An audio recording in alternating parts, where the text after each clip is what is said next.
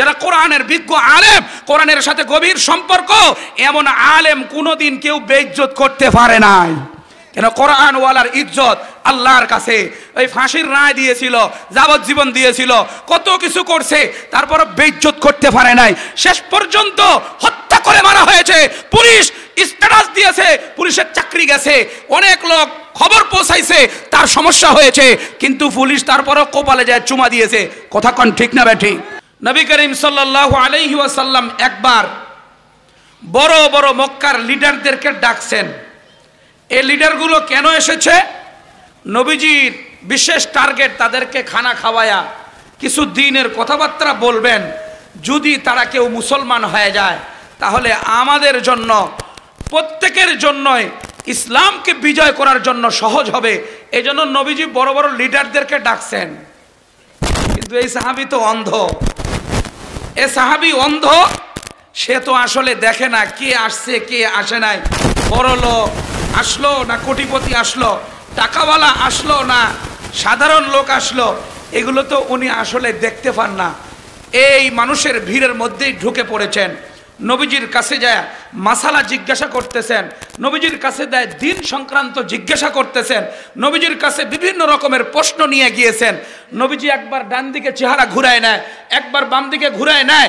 নবীজি বিরক্ত বোধ করতেছেন। কেন? যে এই সময় একে এখানে কে নিয়ে আসলো? তাড়াতাড়ি সরায় নিয়ে যাও না, একে তাড়াতাড়ি এখান থেকে সরায় নিয়ে যাও। এখানে তো আমি বড় বড় লিডারদেরকে দাওয়াত দিয়েছি, তাদের কথা আমরা শুনবো, আমাদের কথা তারা শুনবে। একজন মুসলমান হয়ে গেলে তাহলে মক্কা ইসলাম বিজয় হয়ে যাবে। কি টার্গেট! কিন্তু আল্লাহ পাক রব্বুল আলামিন দেখলেন যে নবীজি তো টার্গেট নিয়ে আগাইছেন, কিন্তু এদের কারো কপালে ইসলাম নাই। বলেন, কারো কপালে ইসলাম নাই। নবীজি সাল্লাল্লাহু আলাইহি সাল্লামের নিয়ত মিশন সব ঠিক ছিল, কিন্তু আব্দুল্লাহ ইবনে উম্মে মাকতুম অন্ধ সাহাবী, কেউ তাকে পছন্দ করে না, কিন্তু দিলটা আল্লাহর সাথে লাগানো, দিলে বড় আল্লাহর মহাব্বত, নবীজির মহাব্বত। এবার জিবরাইল আমিনকে আল্লাহ তাআলা পাঠায় দিলেন, জিবরাইল যাও, আমার বান্দা, আমার মহাব্বতের পেয়ারা লোক আব্দুল্লাহ উম্মে মাকতুম গেছে, তার ব্যাপারে কোরআন নাজিল করো। জোরে কন্না সুবহানাল্লাহ।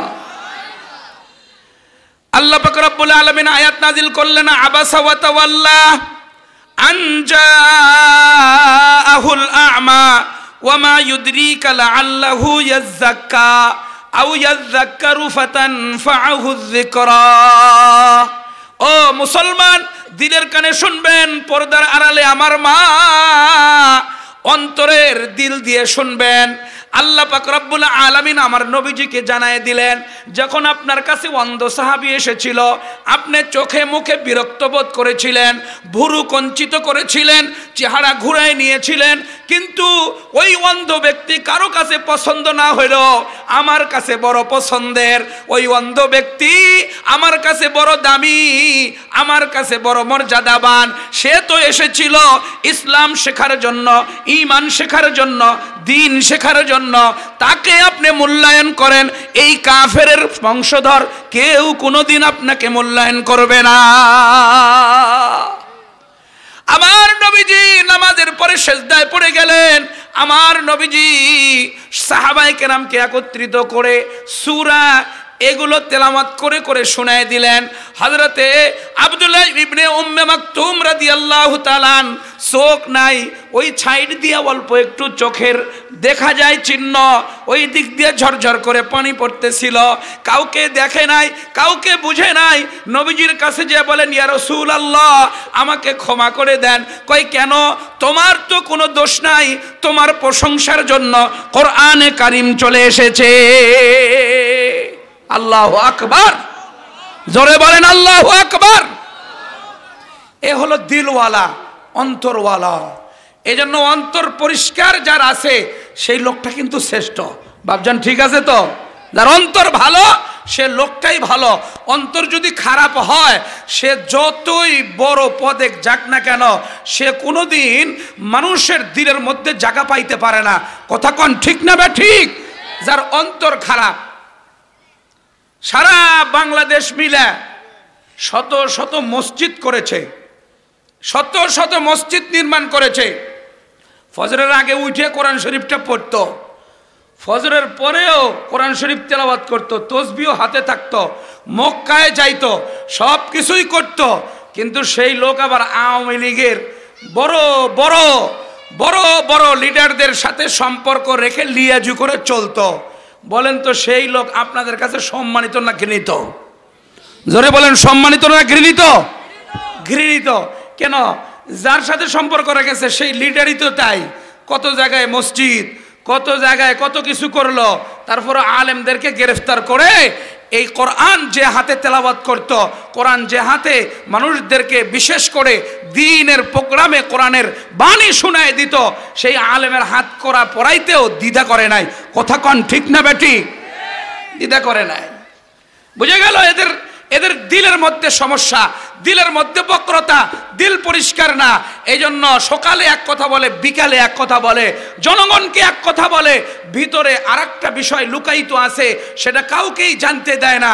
এটা হলো দিলের সমস্যা। এই দিলের বক্রতা, দিলের জং, দিলের ময়লা দূর করার জন্য কোরআনে কারীমের তেলাওয়াতের বিকল্প নাই। কথা কন ঠিক না বেটি? এই মাদ্রাসাগুলো আমাকে আপনাকে দিল ঠিক করার জন্য প্রতিষ্ঠা করা হয়। এই মাদ্রাসাগুলো আমার আপনার দিল ঠিক করার জন্য প্রতিষ্ঠা করা হয়। এই মাদ্রাসাগুলোর মাধ্যমে যারা কোরআনে কারীমের সহিহ তেলাওয়াত শিখে, যারা শিখায়, এদের ব্যাপারে আমার নবীজি সাল্লাল্লাহু আলাইহি সাল্লাম বলেন, খায়রুকুম মান তাআল্লামাল কোরআন ওয়া আল্লামা।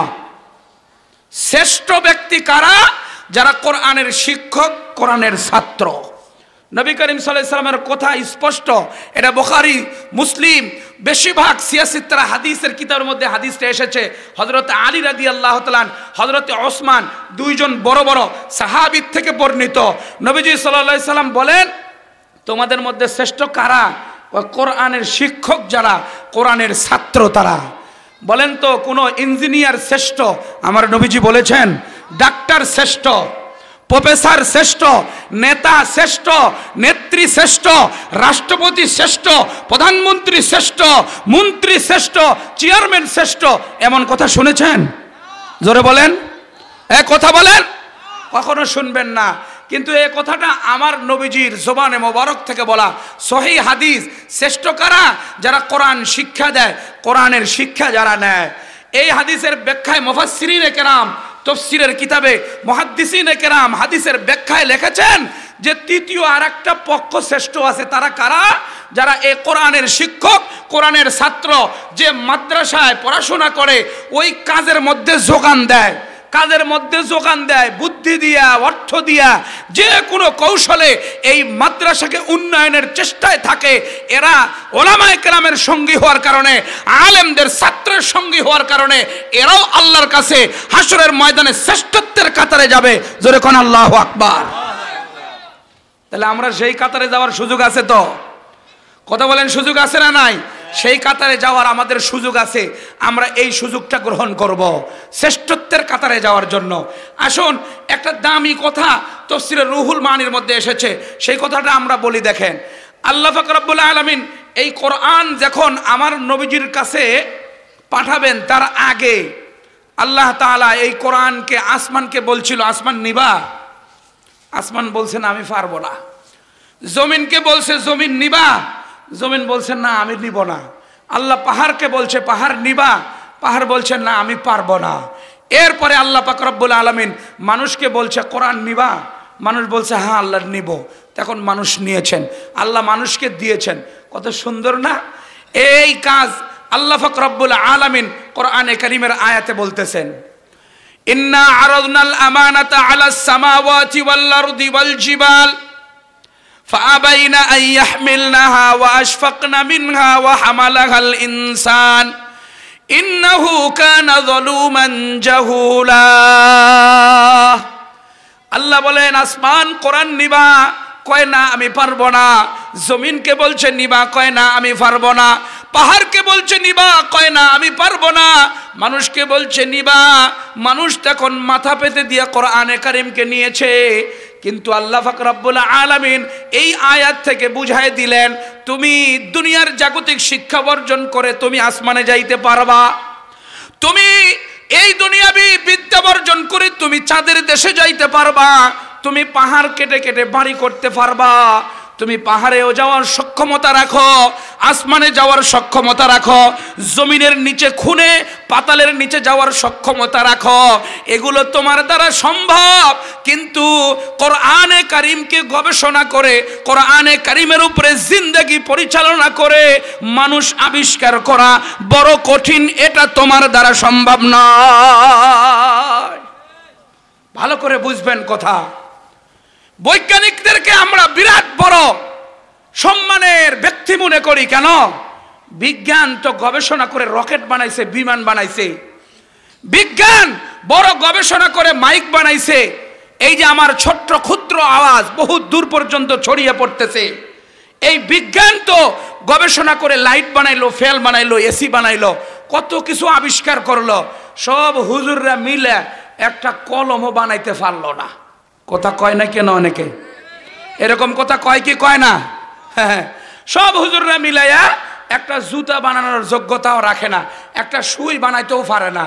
এরা হুজুররা সুই বানাবে কে, কলম বানাবে কে, মাইক বানাবে কে, কি দরকার?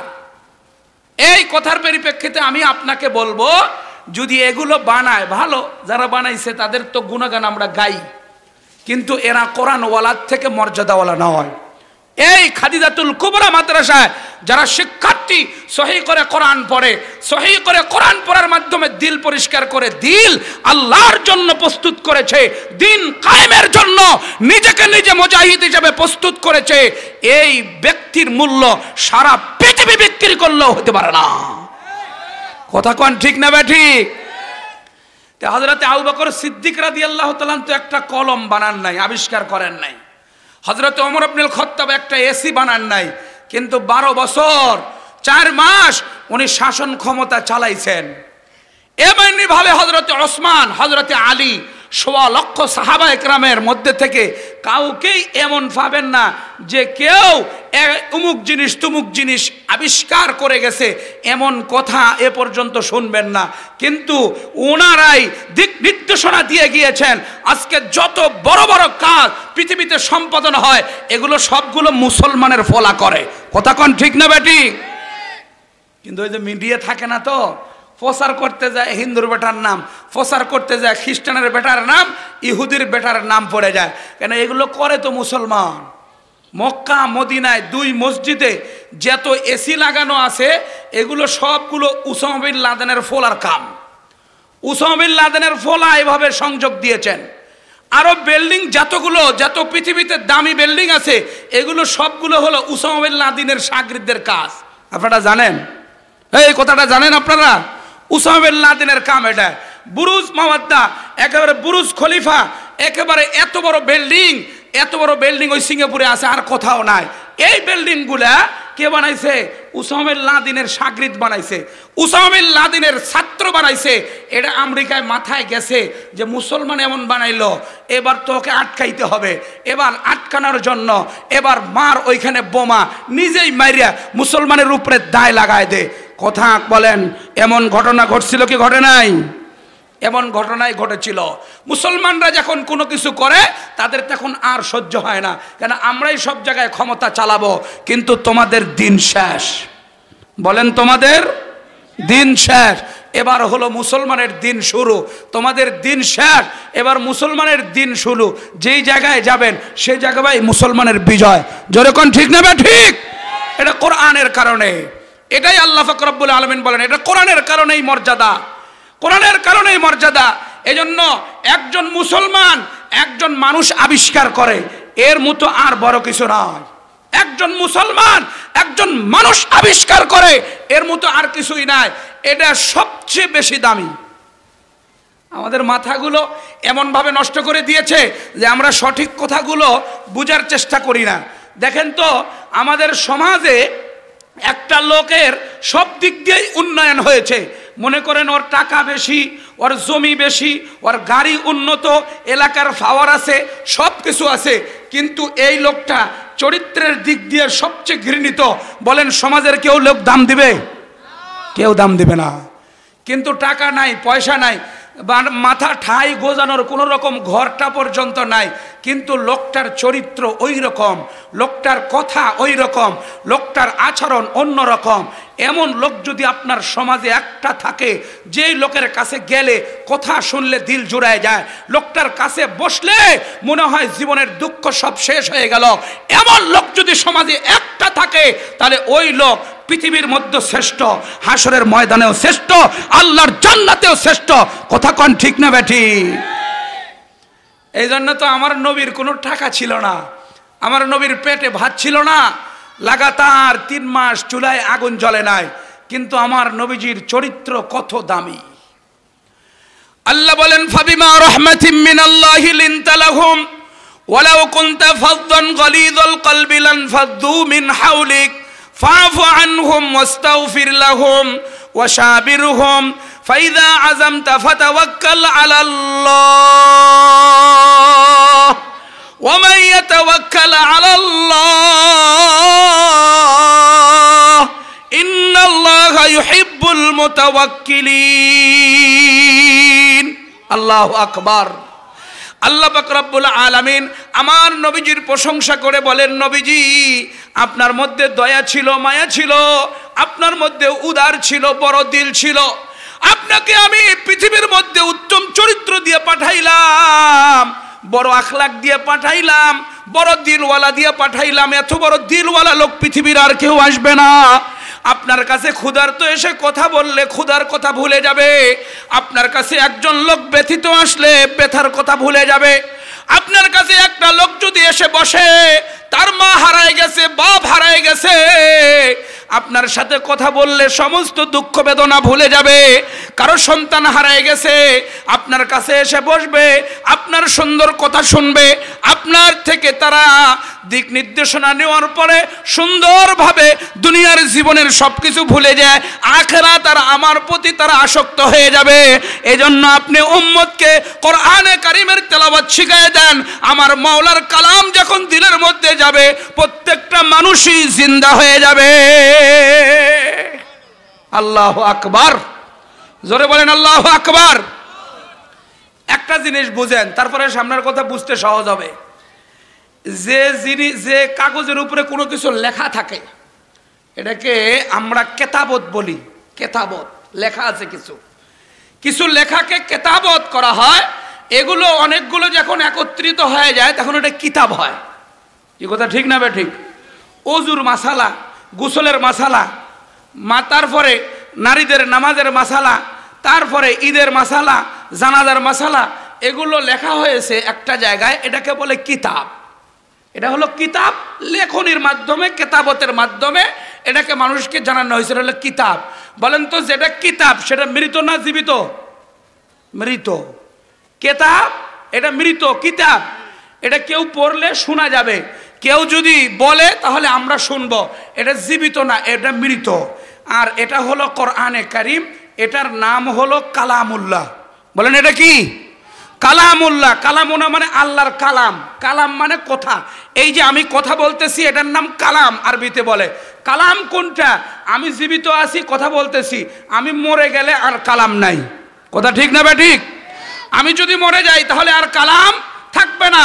তাহলে কিতাব যেটা, এটা লোক মরে গেছে, 100 বছর হয়ে গেছে, তারপরও কিতাব আছে বুখারী শরীফ, কিতাব আছে মুসলিম শরীফ, কিতাব আছে আবু দাউদ শরীফ, কিন্তু এটা হলো আল্লাহর কালাম। কালাম মানে জিন্দা, কালাম মানে কথা। এ কথা কোনোদিন মরে না, কথার কোনোদিন মরণ নাই। সুতরাং যে ঘরে কোরআন থাকবে সেই ঘর জিন্দা, যেই বাড়িতে কোরআন থাকবে সেই বাড়ি জিন্দা, যেই গ্রামে কোরআন থাকবে সেই গ্রাম জীবিত, যে রাষ্ট্রে কোরআন থাকবে রাষ্ট্র জীবিত, যে ব্যক্তির মধ্যে কোরআন থাকবে সেই ব্যক্তি জীবিত, যে এরিয়ায় কোরআনের শাসন চলবে ওই এরিয়া জীবিত, কোনোদিন মৃত হতে পারে না। কথা কোন ঠিক না বে ঠিক? তা আমরা আমাদের এই এলাকাটাকে জীবিত করতে চাই তো? জোরে বলেন, চাই কি চাই না? তাহলে আমাদের প্রত্যেকের সন্তানকে এই মাদ্রাসা দিয়া কোরআন পড়ে আমাকে জীবিত হতে হবে। কি রাজি আছি আমরা? কোরআনের সাথে সম্পর্ক রেখে জীবিত, কোরআনের সাথে সম্পর্ক গভীর। ওলামায়ে কেরামের তরজমা জানে, তফসির জানে, ব্যাখ্যা জানে, আগের সূরা পরের সূরার সাথে সম্পর্কই, এগুলো সব বিষয় জানে ওলামায়ে কেরাম। এর হলো গভীর সম্পর্ক ওলামায়ে কেরাম। গভীর সম্পর্ক যার হয়ে যায় তার পৃথিবী একদিক যাক, তারপরও এই কোরআনের বাহিরে সে চলবে না। কথা কোন ঠিক না ঠিক?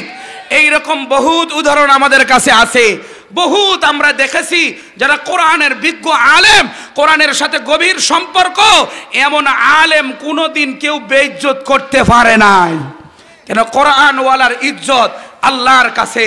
ওই ফাঁসির রায় দিয়েছিল, যাবজ্জীবন দিয়েছিল, কত কিছু করছে, তারপর বেইজ্জত করতে পারে নাই। শেষ পর্যন্ত হত্যা করে মারা হয়েছে। পুলিশ স্ট্যাটাস দিয়েছে, পুলিশের চাকরি গেছে, অনেক লোক খবর পৌঁছাইছে তার সমস্যা হয়েছে, কিন্তু পুলিশ তারপরও কপালে যায় চুমা দিয়েছে। কথা কন ঠিক না বেঠিক? এই জোরে বলেন ঠিক না বেঠিক? কোরআনওয়ালার ইজ্জত কেউ কমাইতে পারে না। কোরআনওয়ালার ঘটনা আমি শোনাই, তারপরে আমি আয়াতের তর্জমা করি। এক কোরআনওয়ালা, নাম হলো নাসির উদ্দিন বস্তি। নাম হলো নাসির উদ্দিন বস্তি। এই যুবক ভালো করে কান লাগাও। যুবক কতগুলো আছে হাত উঠাও দেখি। হ্যাঁ, টুপি মাথার দিয়ে হয় বলে যুবক, ঠিকই আছে। নারায়ে তাকবীর, আল্লাহু আকবার। এই বুড়া কষে যুবক কষ না কেরে? এই যুবক হাত উঠাও, মুষ্টিবদ্ধ করো, নারায়ে তাকবীর, আল্লাহু আকবার। ওই যে পিছনের মুরব্বী হাত তুলছে, হ্যাঁ বলে যুবক। আল্লাহ তাকে যুবক বানায় দেখ, জোরে বলেন আমিন। যুবকরা দিলের কানে শুনবেন, একজন আলেমের কথা শুনেন। দেখেন কোরআনের প্রতি আমল থাকলে, কোরআনের সাথে সম্পর্ক থাকলে কত বড় আল্লাহ পাক রব্বুল আলামিন মর্যাদায় নিয়ে যায়। দেখেন এই আলেম নাসির উদ্দিন বস্তি রহমাতুল্লাহ আলাই, ইনি হাদিসের দরজ দেওয়ার জন্য দারুল উলুম দেওবন্দ থেকে একেবারে লাহোর এরিয়ায় গিয়েছেন। লাহোর এরিয়ায় যায় হাদিস পড়াইছেন, কোরআনের ব্যাখ্যা তাফসীর তর্জমা করছেন। তো এই নাসির উদ্দিন বস্তি রহমাতুল্লাহর একটা রোগ ছিল, মির্গি রোগ। এই মির্গি রোগের কোয়ালিটি এমন ছিল যে উনি বেহুশ হয়ে গেলে একেবারে 12-13 ঘন্টা পর্যন্ত আর হুঁশ ফিরত না। এমন রোগ এটা। মানুষ মনে করতো মারা গেছে, আসলে মারা যায় নাই। 12-13 ঘন্টা পর অটোমেটিক আবার স্বাভাবিক হয়ে যেত। আপনি হাত দিয়ে দেখবেন লারি নাই, পালস নাই, প্রেশার নাই, কিচ্ছু নাই, এমন পরিস্থিতি। তো ওনার ফ্যামিলির লোকেরা জানতো, ফ্যামিলির লোক ছাড়া আর কেউ জানতো না। নাসির উদ্দিন বস্তি রহমতুল্লাহ আলাই দেওবন্দ এরিয়ার থেকে লাহোর এরিয়ায় যায় হাদিস পড়াইছেন, কোরআনের তাফসীর তর্জমা করেছেন। ওই জায়গায় লোকদেরকে বললেন, রাত হয়ে গেছে, আমি একটু মসজিদেই থাকবো, অনুমতি দাও। ঠিক আছে, মসজিদে থাকেন, কোনোই সমস্যা নাই। আমাদের লোকগুলো তো আবার মসজিদে থাকতে দেয় না, আছে না নাই? এ কথা বলেন, আছে না নাই? মসজিদে থাকতে দেয় না। এই পেশাবখানার চাবি আছে, তাই যে পাওয়ার পেশাবখানার চাবি। আমি গত বছর আপনাদের ওই বরুঙ্গামারি মাহফিল করে যাচ্ছিলাম, তখন আমি ওই এক মসজিদে প্রস্রাবের প্রয়োজন, তা আমি বললাম, ভাই চাবিটা দেন, আমি একটু প্রস্রাব করবো। কয় আপনি কোত্থেকে আসছেন, কোথায় যাবেন, কত পরিচয়। এই মাত্র বাথরুম সারবো, তাকে যে পরিচয় দেওয়া লাগছে, আমার মনে হয় সচিবালয় আমাকে ঢোকাবে। বাথরুমের চাবি পাওয়ার পরে এই পাওয়ার, ওকে যদি দেশের চাবি দেন কি করবে? হয় এই সমস্ত বাজারের মসজিদগুলা, জায়গায় রাস্তাঘাটে মসজিদ থাকে, এগুলো তো বাথরুম উন্মুক্ত করে দেওয়ার দরকার। মসজিদে নামাজও পড়তে পারে, এগুলো উন্মুক্ত করার দরকার। ইনশাআল্লাহ মুসলমানরা ক্ষমতায় আসার সময় এসেছে, আলেম ক্ষমতায় আসার সময় এসেছে, কোরআন ক্ষমতায় আসার সময় এসেছে। মসজিদ এগুলো প্রত্যেকটা মুসলমানের আশ্রয় কেন্দ্র হবে। জোরে কোন ঠিক না ঠিক? এবার মসজিদে থাকার জন্য প্রস্তুতি নিল, ঠিক আছে মসজিদে থাকেন, থাকছে। গভীর রাত্রে নাসির উদ্দিন বস্তি রহমতুল্লাহ আলাইয়ের ওই রোগ উঠে গেছে। লোকজন ফজরের নামাজে এসে দেখে হুজুর তো উঠে না, ডাকি উঠে না, লড়ায় টাড়ায় দেখে ওহো মারা গেছে। নামাজের পরে সবাই মিলে একত্রিত দেখলো লোকটা তো মারাই গেছে। অনেক আগের কথা, হাসপাতাল নাই, ওই রকম অ্যাভেলেবল ডাক্তার নাই, কে যায় দেখবে, কে কি করবে, এমন তো ব্যবস্থা নাই। সবাই মিলে দেখলো লোকটা আমাদের এখানে হাদিস পড়াইলো, কোরআন পড়ালো, লোকটা মারা গেল, তাহলে আমরা এবার গোসল দিয়া, কাফন পরায়া, জানাজা দিয়া দাফন করে দেই। এবার সব কাজ সম্পূর্ণ করে ফেলেছে।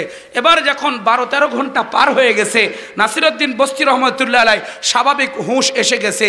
এবার হাত দিয়া দেখে, তাকায় তুকায় দেখে এটা তো কবর।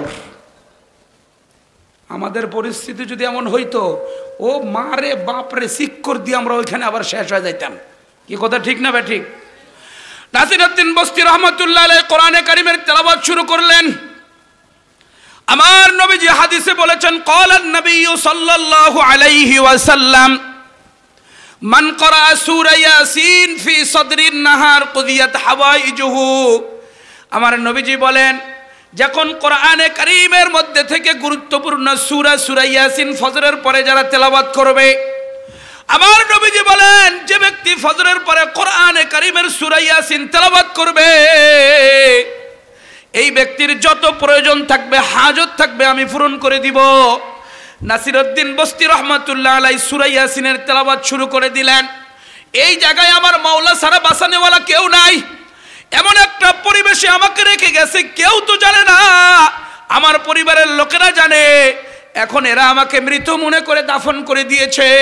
আমার মাওলা যদি হায়াত রাখে আমাকে বাঁচায় নিয়ে যাবেন, আর হায়াত যদি না থাকে আমার কবর তো হয়ে গেছে। কোরআনে কারীমের তেলাওয়াত এটা যদি না করি আমি জীবিত হতে পারবো না। কেন? আমার মাওলার কালাম হলো জিন্দা।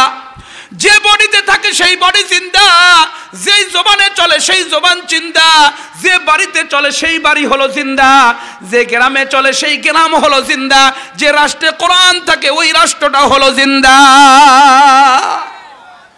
এই কোরআনে কারীমের তেলাওয়াত শুরু হয়ে গেল। ইয়াসিন ওয়াল কোরআনিল হাকিম ইন্নাকা লামিনাল মুরসালিন আলা সিরাতিম মুস্তাকিম। এবার দেখে যারা কাফন চুরি করে তারা কবর খুনতেছে। উনি ভিতর থেকে টের পাইলেন,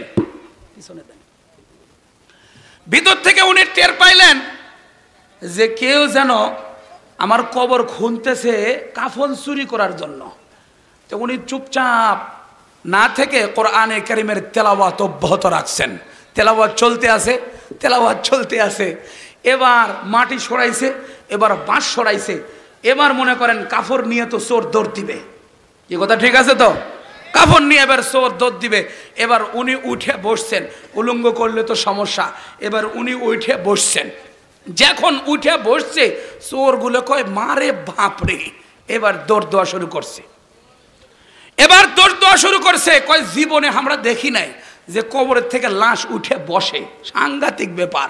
এবার উনি ডাক দিতে, ভাই শুনো, আমি আসলে মুর্দা না। এবার আরো স্পিডে দৌড়। আরে লাশ ফের ডাকতেছে রে, উপায় আছে?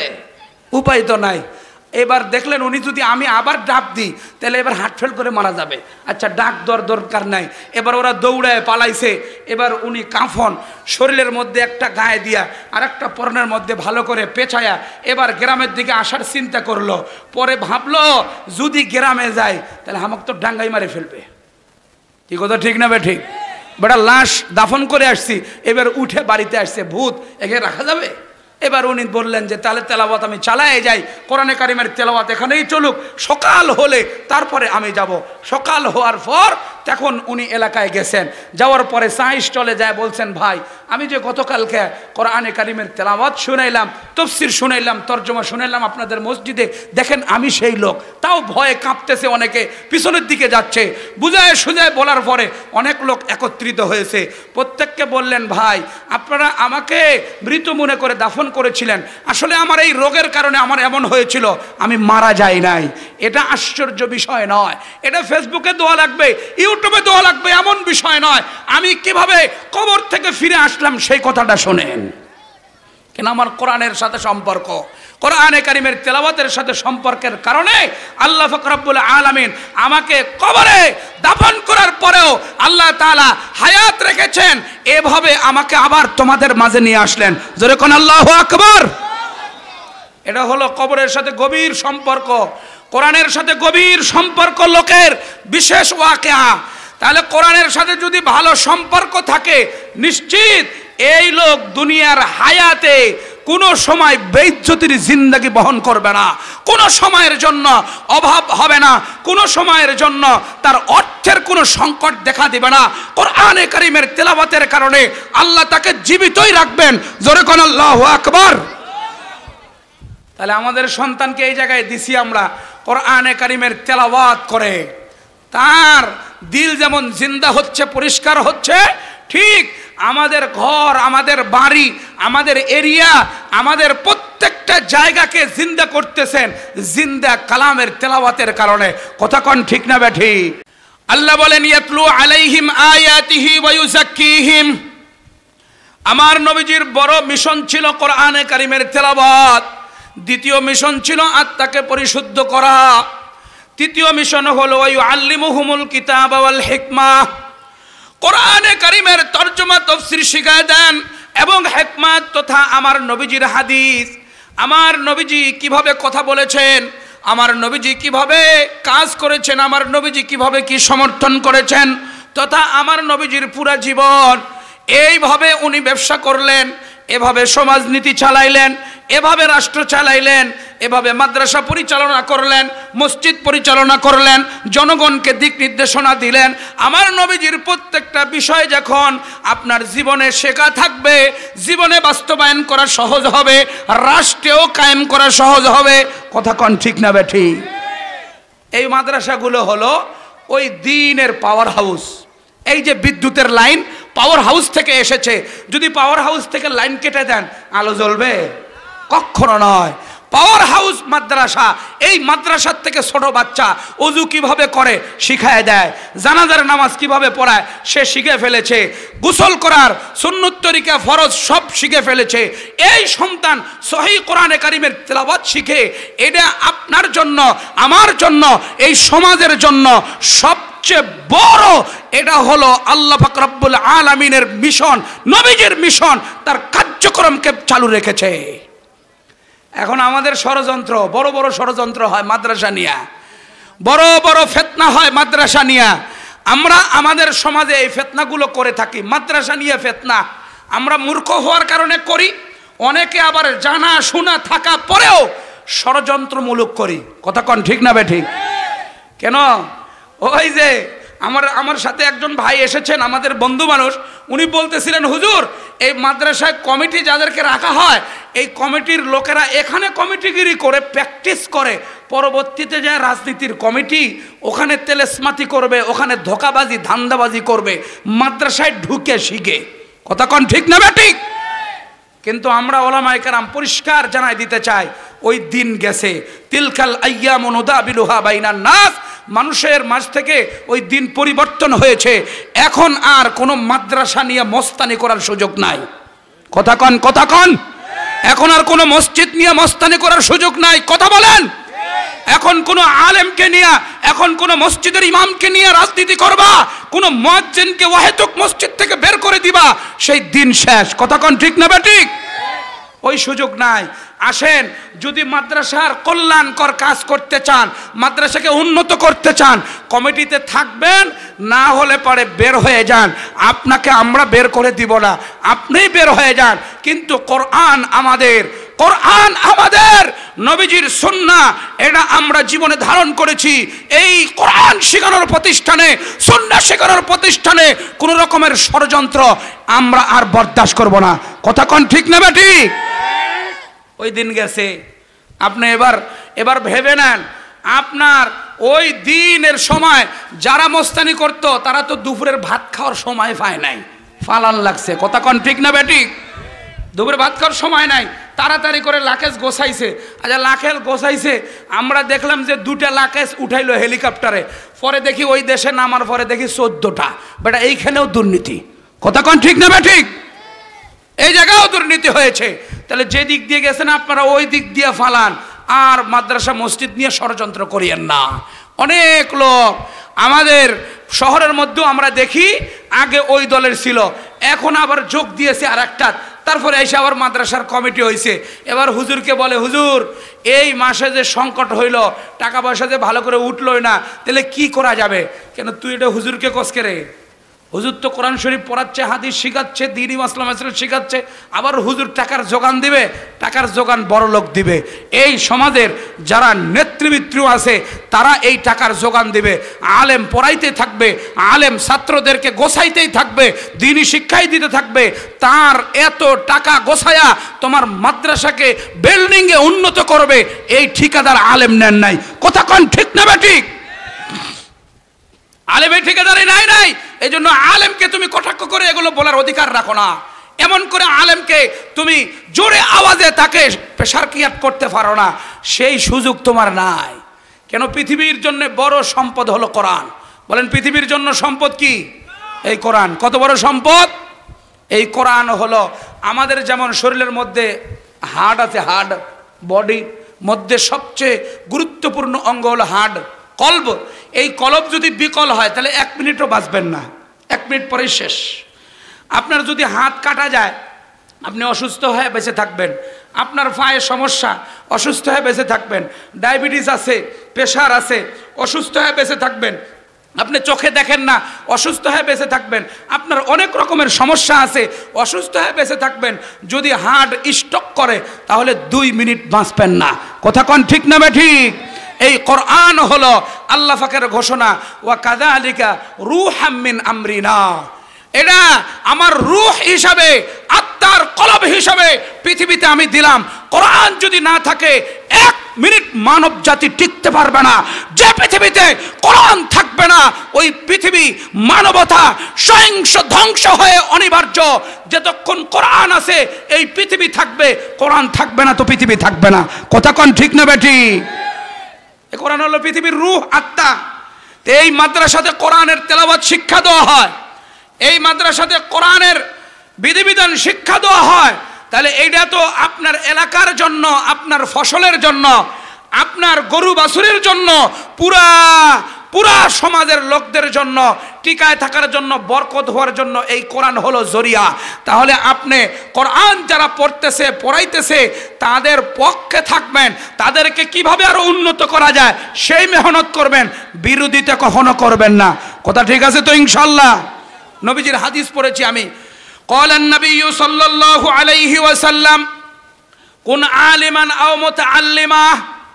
নবীজি বলেন তুমি আলেম হও, না হয় আলেমের ছাত্র হও, আও মুস্তামিআন, আর না হয় তুমি আলেমকে সহযোগিতা করো, আও মুহিব্বান, না হয় আলেমকে মোহাব্বত করো, ওয়ালা তাকুন খামিসান ফাতাহলিক, তুমি 5ম নাম্বার হয়ো না, ধ্বংস হয়ে যাবা।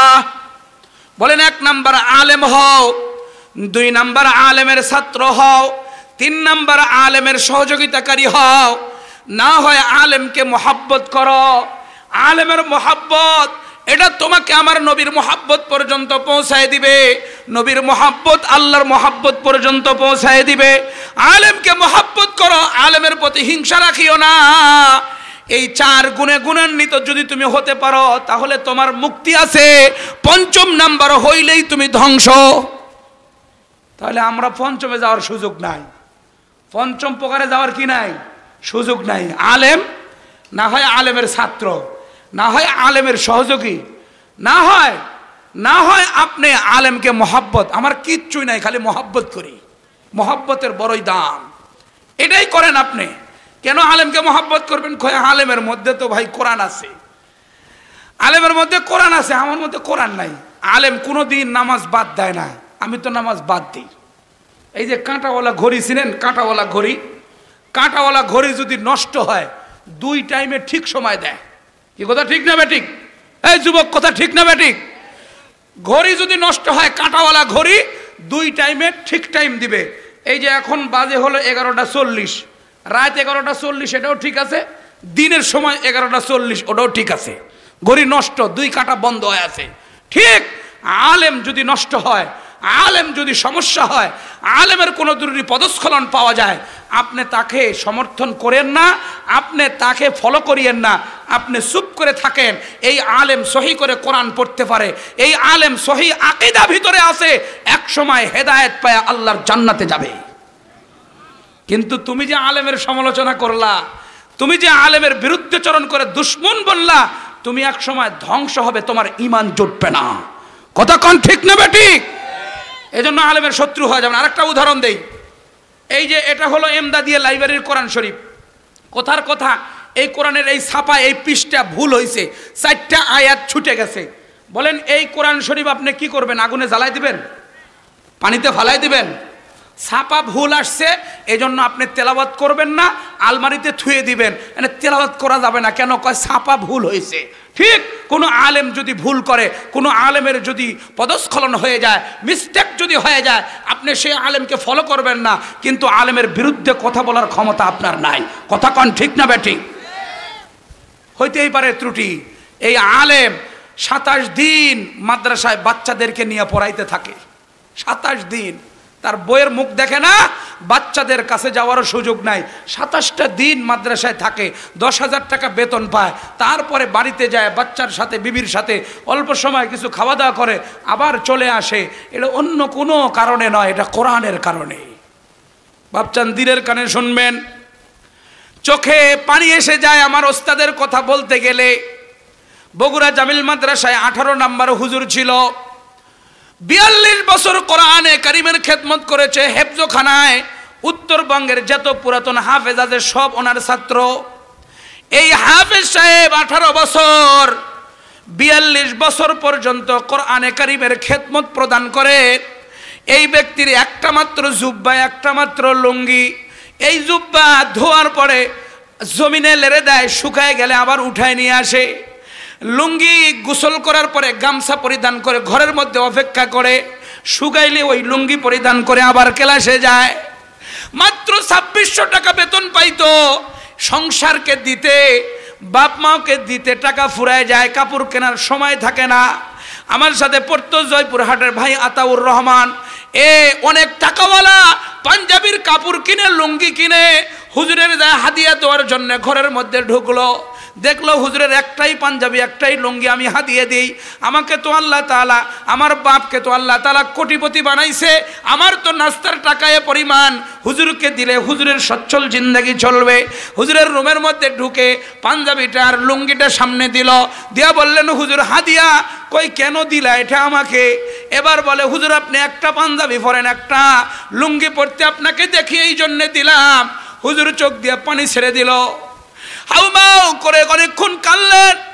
এরপরে বলে রে আতাউর শুনো, আমাকে মনে করছো আমি সিএনজি নিয়ে বগুড়ায় চললে 20,000 টাকা মাসে কামাইতে পারবো না? আমি কি জামিল মাদ্রাসার গেটের সামনে পানের দোকানদার দিলে আমি 20,000 টাকা কামাইতে পারবো না? আমি কি মজদুরি কাজ করলে আমি কি মাসে 30,000 টাকা কামাইতে পারবো না? আমি কি কোনো দোকানে কর্মচারী থাকলে আমাকে 20,000 টাকা বেতন দিবে না? তারপরেও আজকে 42 বছর পর্যন্ত সব কিছুকে বাদ দিয়া আমি কোরআনের খেদমত করতেছি। একটাই লোভ আর আশা, কাল কিয়ামতের ময়দানে আল্লাহ ডাক দিয়ে বলবেন কোরআনের শিক্ষক কারা আসো, আমি তোমারকে জান্নাতে দিলাম। ও তাওর রহমান, আমি আল্লাহর আশিক হইয়া, আমার কোরআনের আশিক হইয়া আমি আসরের ময়দানে কোরআনের শিক্ষক কারা, কোরআনের আলেম কারা, এটার জন্যই এই ডাকের আমি সর্বপ্রথম লব্বাইক বলে দাঁড়াবো। এই বড় আশা নিয়ে আমি কোরআনের শিক্ষা পাঠদান করতেছি। এই রকম মাদ্রাসায় আলেম 10,000 টাকা চাকরি করে একটা মাদ্রাসা প্রতিষ্ঠা করেছে, 10,000 টাকাও পায় না, নিজের টাকা ইনভেস্ট করে মাদ্রাসা করে। তারপরেও কিছু পাতি নেতা, কিছু শয়তানি নেতা, কিছু স্বৈরাচারের দোসর ওই আলেমের বিরুদ্ধে কথা বলে, তার জিহ্বা টেনে ছিঁড়ে ফেলবেন। কথা কোন ঠিক না বেঠিক? এ কথা বলে ঠিক না বেঠিক? এটা আপনারা চিহ্নিত করবেন কারা। কেন এই আলেম এটা বিজনেস করতে আসে নাই, সে আলেম আখিরাতের জন্য এসেছে, সে আলেম কোরআনের জন্য এসেছে। সেই আলেমের এত পরিমাণ ত্যাগ তিতিক্ষা, এই জায়গায় আমাদের দিন চিন্তা করা, ছোট ছোট সোনামণিদেরকে কোরআনে কারিমের তেলাওয়াত শিখায় দেওয়া, এত বড় গুরুত্বপূর্ণ কাজ আঞ্জাম দিচ্ছে। আর সেই আলেমের অল্প একটু ভুল হলে সব কমিটির লোক হুমড়ি খায় তার বিরুদ্ধে কথা বলে, তোমাদের লজ্জা হয় না? কথা কোন ঠিক না বেটি? তোমাকে তো বোম মারলেও তুমি সূরা ফাতিহা শুদ্ধ করে পড়তে পারবা না, তাহলে সেই আলেমের একটু ভুলের কারণেই তাকে এমন করে ধরা, তাকে এই মাদ্রাসার থেকে বের করে দিয়ে অন্য মাদ্রাসায় দিয়ে দেওয়া, এগুলো আমাদের সমাজে হয় কি হয় না? এগুলো আমাদের দিনাজপুরে খুব হয়, আপনাদের এরিয়া হয় না। কথা ঠিক না ঠিক?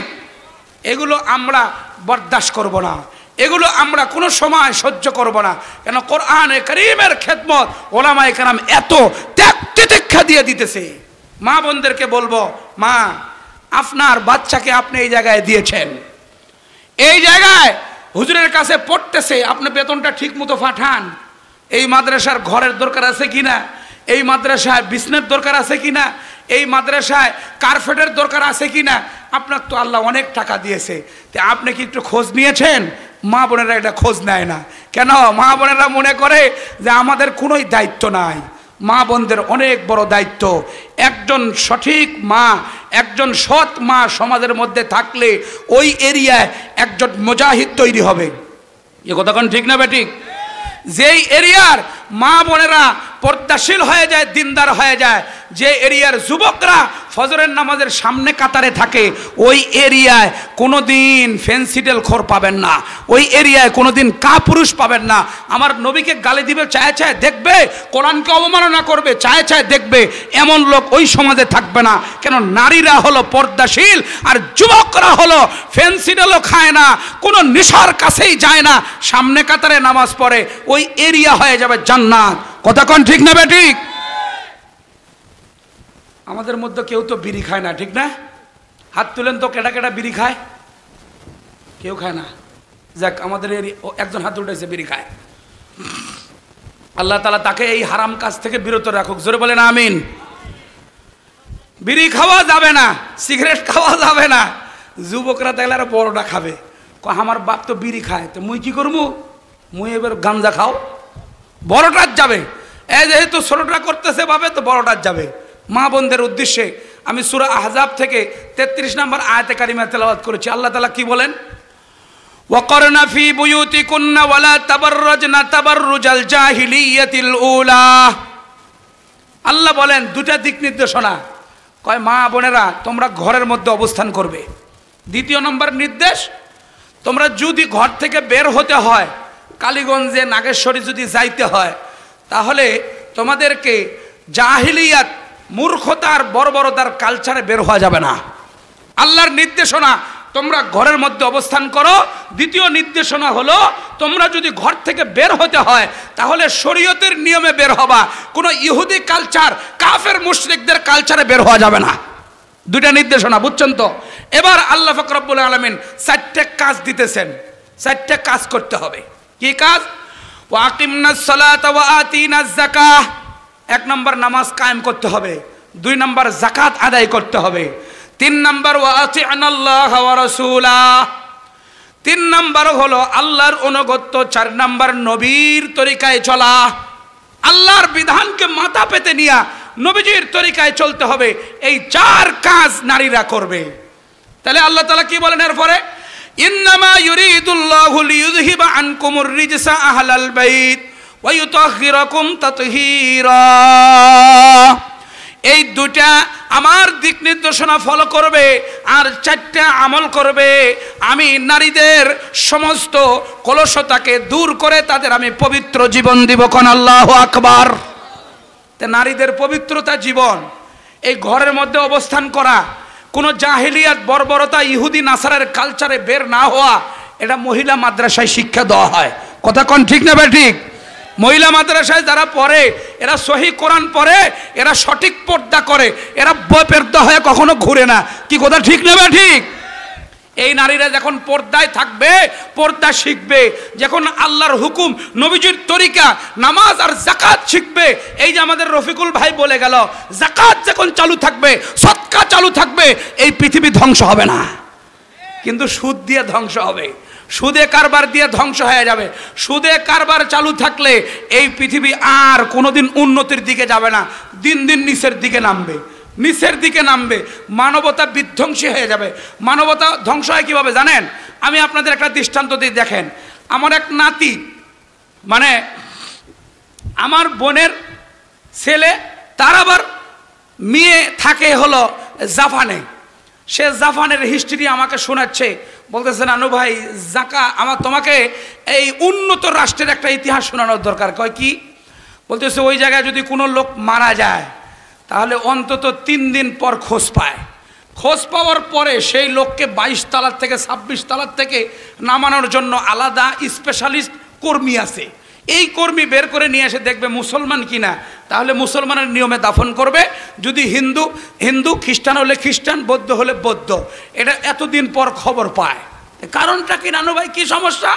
বলল উন্নত রাষ্ট্র, চলাফেরা উন্নত, গাড়ি উন্নত, বিল্ডিং উন্নত, সব কিছু খাবার দাবার উন্নত, এই জন্য কেউ মারা গেলে খোঁজ দেওয়ার সময় নাই।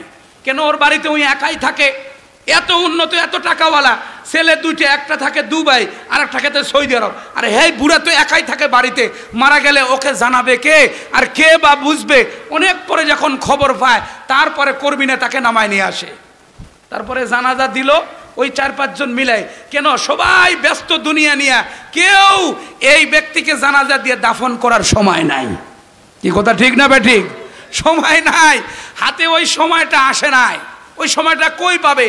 কিন্তু আমাদের বাংলাদেশে বিশেষ করে গ্রাম অঞ্চলে যদি একটা লোক ইন্তেকাল করে, পুরা গ্রাম শোকের ছায়া এসে যায়। কি কথা ঠিক না বেঠিক?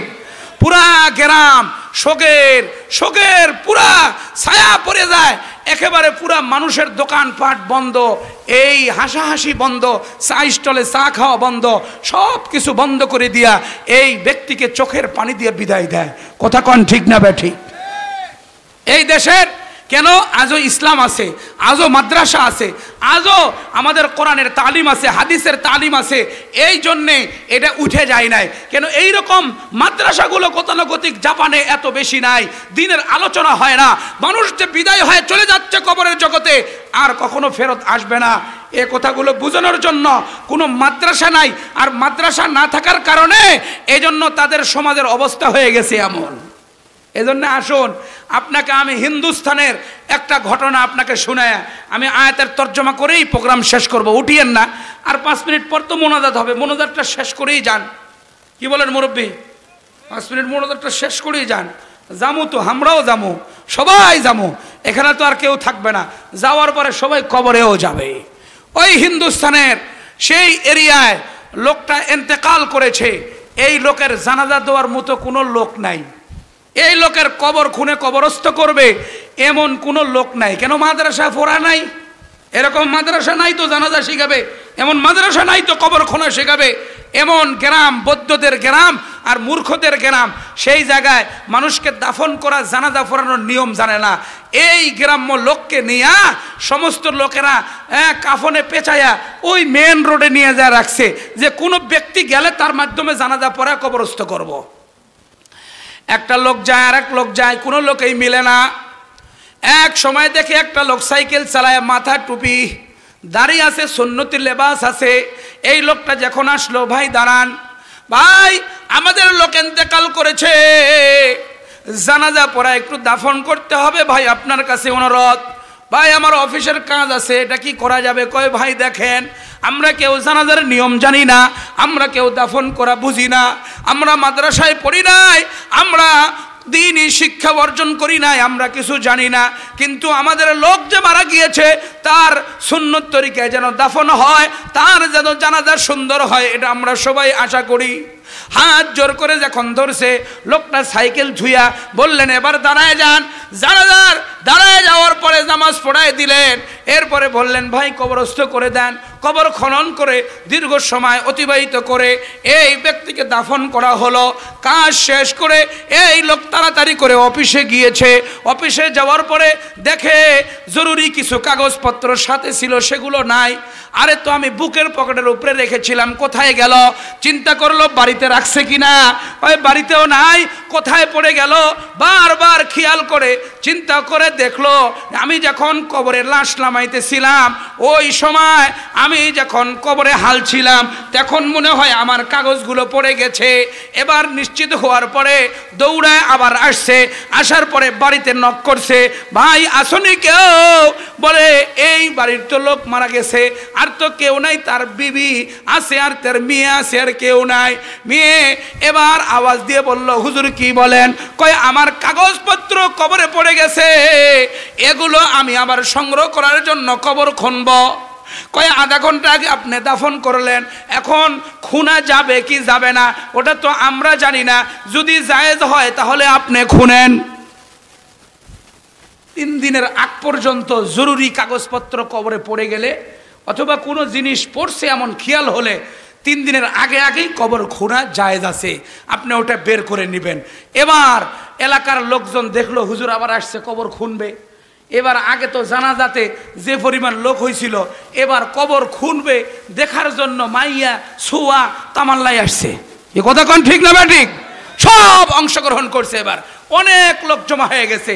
এবার কোন কবরের মাথার সাইড থেকে কোনো রকম অল্প করে মাটি সরাইয়া বাঁশটা কোনো রকম টান দিয়া দেখে যে ওনার কাগজপত্র ওই জায়গায় কে যেন সুন্দর করে রেখেছে। আস্তে করে উনি কাগজটা উদ্ধার করলেন, কিন্তু তাকায়া দেখেন পুরা কবরের লাশের উপর দিয়া ফুলের পাপড়ি দিয়া সাজায় দেওয়া হয়েছে। কোন আল্লাহু আকবার, আরো জোরে বলেন আল্লাহু আকবার। এবার পুলিশের তো এই ব্যক্তির তো মাথা ঘুরে গেছে, এই ব্যক্তির মাথা ঘুরে গেছে। আরে এবার অফিসে যায় কি করব, আর বাড়িতে যায় কি করব?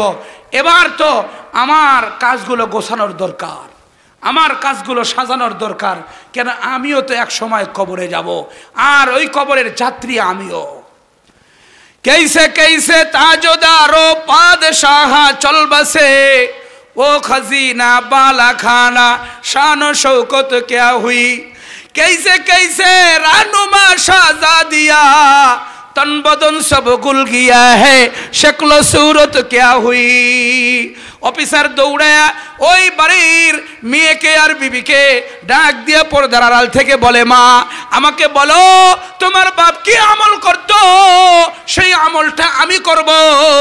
কোন আমলের বদৌলতে আধা ঘন্টার মধ্যে কবরটা জান্নাতের ডেকোরেশন হয়ে গেল, এত ফুল এসে গেল বলো। এবার বারবার করে যখন পিড়াপিড়ি করে ধরতেছিল, এবার তো বলতে চায় না।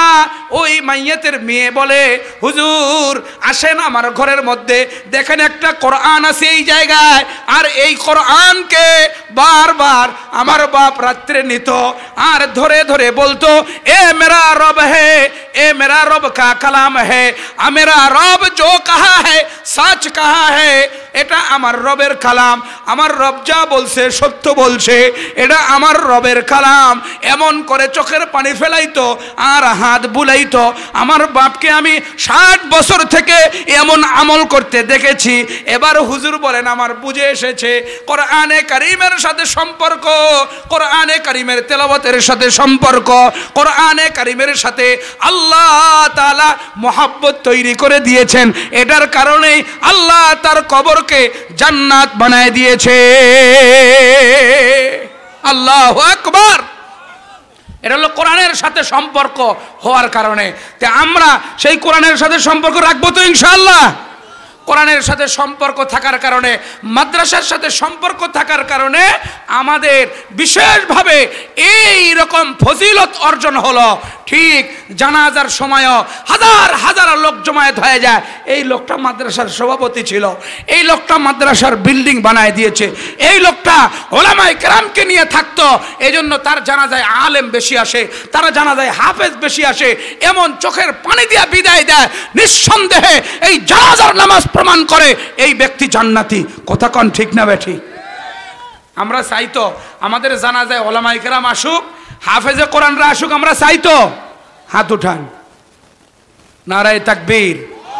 আল্লাহ আমাদের জানাজায় হাফেজ, আলেম, দিনদার ব্যক্তিদের সেই আল্লাহু আকবার আর দোয়া নিয়া কবরে যাওয়ার তৌফিক দান। জোরে বলেন আমিন।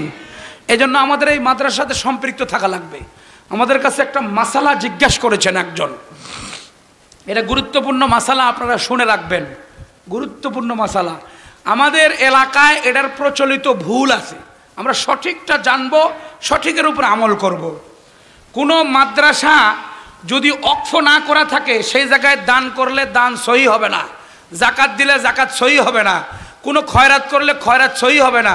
এটা পুরা ভুয়া কথা। বলেন কোনটা? কোনো মাদ্রাসা অক্ফ না করা থাকলে সেই মাদ্রাসায় দান করলে দান দিলে দান হয় না, জাকাত দিলে জাকাত হয় না, খয়রাত দিলে খয়রাত হয় না। এটা হলো আমাদের গ্রামের ভুয়া কথা। কেন? মাদ্রাসার সাথে ওয়াকফের কোনো সম্পর্ক নাই। যেখানে গরিব থাকবে সে গরিবকে আপনি জাকাতের মালিক বানায় দিবেন, হয়ে যাবে। যেখানে লিল্লা বোর্ডিং থাকবে সেখানে আপনি তাকে দিয়ে দিবেন। ওয়াকফ করা জরুরি নয়। তারপরে আসেন, যদি মাদ্রাসার জায়গা ওয়াকফ করে তত সমস্যা আছে। ওয়াকফ করলে তো ওয়াকফ স্টেট এক সময় আপনাকে উদ্ধার করে তারপরে আপনার ওই জায়গা কোনো হিন্দুর মন্দির বানাই দিবে, না হয় যা মনে চাই তাই করবে। এই জন্য ওলামায়ে কেরামের ফতুয়া, মুহাদ্দিসিনদের ফতুয়া, মাদ্রাসার ঘর জায়গা ওয়াকফ হবে না, মাদ্রাসার নামে দানপত্র হবে। মাদ্রাসার নামে কি হবে? দানপত্র হবে।